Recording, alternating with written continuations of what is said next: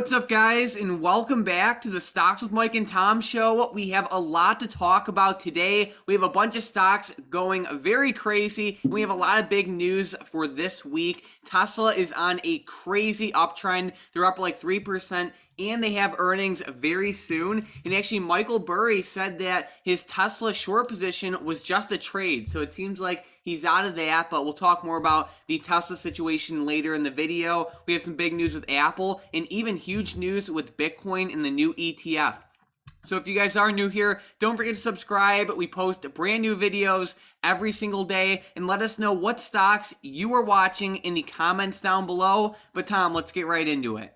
Yep. And the first thing I wanted to cover really fast is that Apple actually has a pretty good event coming out tomorrow. And on Monday, they're going to be announcing some new products, likely a redesigned MacBook Pro per CNBC. And that's pretty interesting. And CNBC also reported that Apple has lost $229 billion on their market cap as their stocks went down over the past month. And that's been a pretty bad scenario, a pretty bad thing for Apple, of course, but it looks like we are getting a nice turn back up. And, hopefully this news with the MacBooks coming out and just their other products in general can maybe make Apple get a nice boost back to the upside, but we'll have to see what they say because lately, a lot of these events have been going south with all these shortages and especially like with the chip delays. For sure. So either way, it is good to see that nice pop back up. But looking at Tesla more than anything else, I feel like they're slowly starting to get that hype back. I mean, they ran up to just under $850 on Friday and after hours. Like I said, they do have earnings pretty soon. Tom, what resistance levels do you have for us on this one? Yeah, coming up in the short term, I'm actually seeing some pretty good resistance up here, right around $875. You can see there was a couple candles on the daily that extended way up to there, but there was definitely a lot of resistance around there besides those two candles as well, like back on February 3rd and then back on February 8th as well. And I just really like that 875 resistance coming up. And like you said, Tesla's actually been on a very nice breakout. They broke above that $800 resistance. They pretty much ran straight up to $850 on Friday. Like that breakout and run on Friday had a lot of momentum and lots of people are going to be watching them. And what you talked about at the beginning of the video, Mike, with Michael Burry coming out and revealing that his position on Tesla was just a trade is pretty crazy because I know lots of people were kind of shorting Tesla on their own with Michael Burry. And a lot of people didn't really look at Burry's real holdings and they didn't understand that he actually had Walmart calls. He had lots of stuff like Google shares and different stuff like that as well. So he definitely was going long on the market more than he was shorting it. I think a lot of people kind of got taken back whenever he announced that this was just a trade by him. For sure, for sure. So, yeah, definitely big news there. Tesla does report earnings on October 20th this week. So, keep in mind, it has a lot of momentum and there will be a lot of eyes on it. And IV is actually relatively low. And we can see Tom has the whole earnings chart pulled up for us. We have some pretty big names this week. Johnson & Johnson, PG, Netflix, United, Verizon, Tesla, lots of big names, Snapchat, American Express. So it should be an interesting week, guys. If you want to save this chart, feel free to screenshot it or whatever. But then, Tom, tell us more about what's going on with these China stocks. I heard there's some pretty big news this week.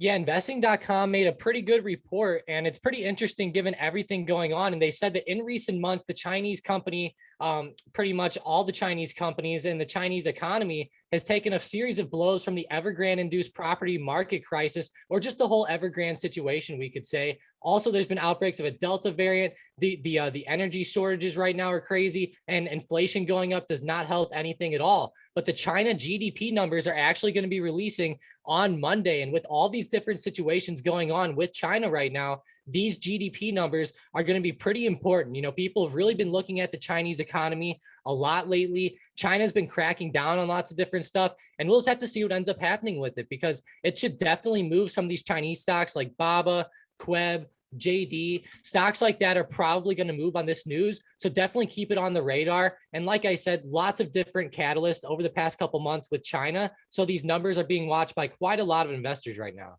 Yeah, definitely something really important to pay attention to because, you look at KWEB or BABA or Baidu or, basically any other China stock, they will probably be influenced by this news. So definitely keep that on your radar. And then, Tom, I heard that we have the first like official Bitcoin ETF set to be listed this week. Yeah, it's set to be coming out as long as the SEC doesn't come out with anything crazy, which they're not supposed to do. But it seems like the first Bitcoin ETF might be set to launch. Their CNBC reports that the ProShares Bitcoin Exchange Traded Fund is scheduled to start trading on the NYSE on Tuesday, which is a pretty big thing. I know that's a pretty awesome thing. You made a pretty good video about it yesterday. So if you guys want to get more information about it, go check out the video that Mike put out yesterday. But Mike, give us some more information about this ETF. It's pretty crazy. And we actually have Bitcoin kind of flying through the roof right now, too.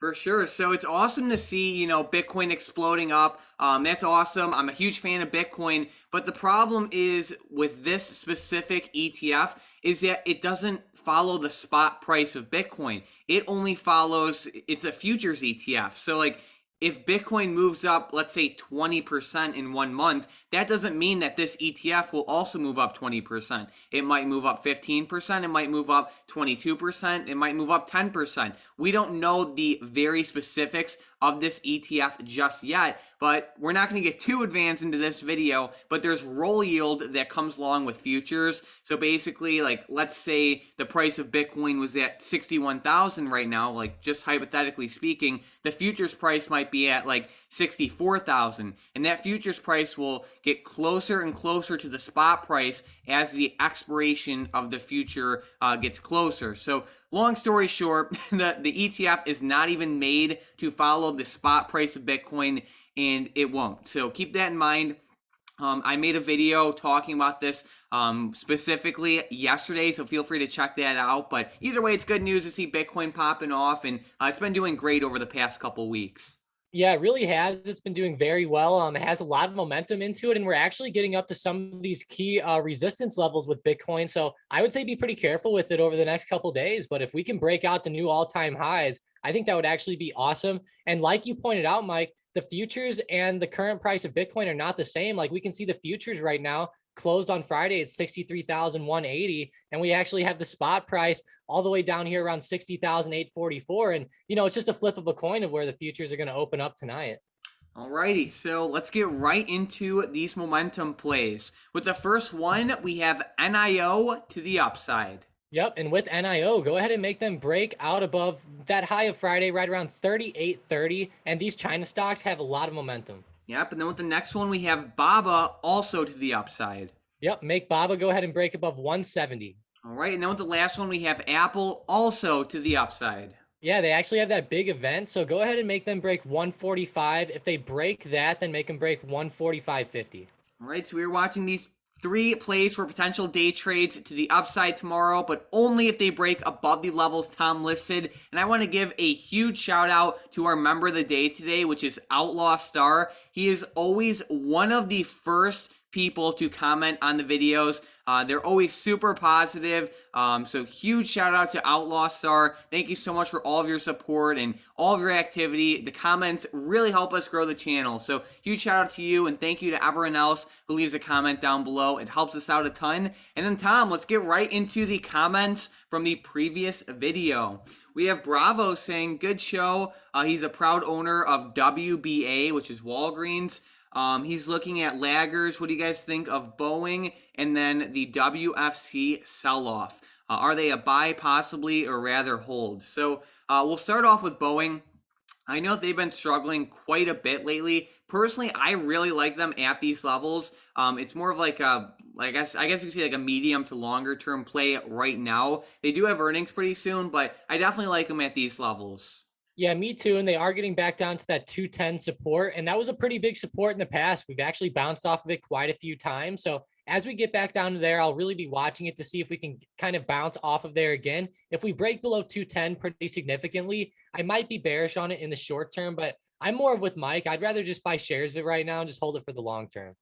All right. And then also WFC. Personally, I would never want to hold this one. I know it had a great day on Friday, and that's awesome, but it's just really not for me. I've heard a lot of bad things about like the fundamentals of this company, so it's just not something I want to be holding. I'd sleep a lot better at night knowing that I'm not holding this one. It could pop off, but it's really just not for me. Yeah, would you sleep better if I told you it was Bank of America or JP Morgan? Yes, a little bit. Yeah, for sure. But yeah, I'd rather go for one of the other ones as well. And hey, you can even see on the chart, look at how Bank of America is pushing up to all-time highs. We have JP Morgan right around all-time highs too. And then look at Wells Fargo, we're actually pretty far off. So, you can just tell by the chart. It's honestly not had as good of a past few years. Exactly. So great thing there. And then we have Tap saying, what's your prediction for WISH? So Wish.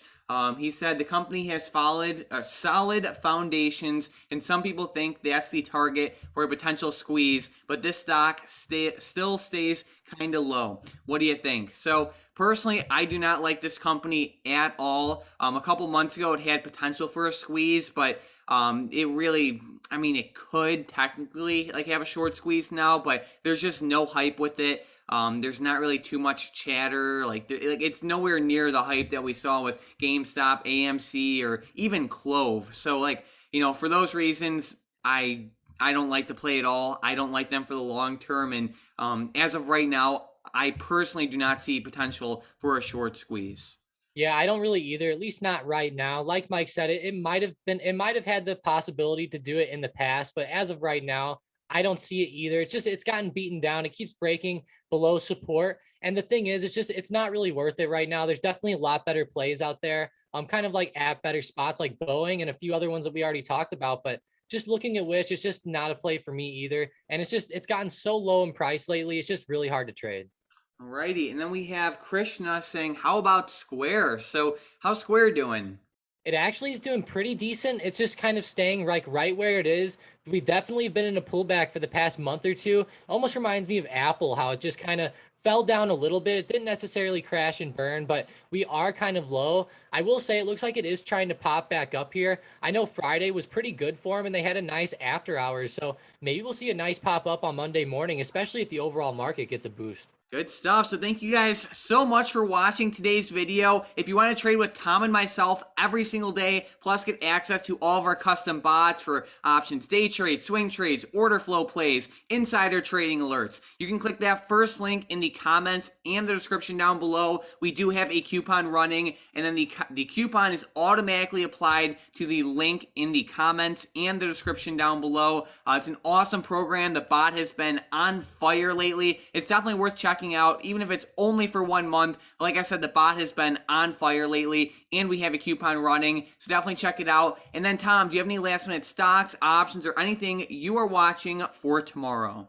Yep, I'm definitely keeping my eye on Alibaba with the China GDP numbers coming out. I think that's going to be a pretty big thing for these China stocks. And if the GDP goes pretty well and we see Baba break out above 170, I think we could see a pretty nice move back to the upside, kind of like what we talked about earlier. So I'd really like some of these China stocks to get a nice boost with this. I'm also really eyeing up LCID, which is Lucid Motors. They had a pretty good Thursday and Friday last week. Especially with the rest of the market like Tesla popping up. And I just look, if you can see on the daily chart, they have two nice green candles. Looks like they might be turning back to the upside. So definitely throw Lucid on your radar. I think they're at a pretty good longer term level if you believe in the company, but I think it might be better for just a nice like 1 or 2 week hold.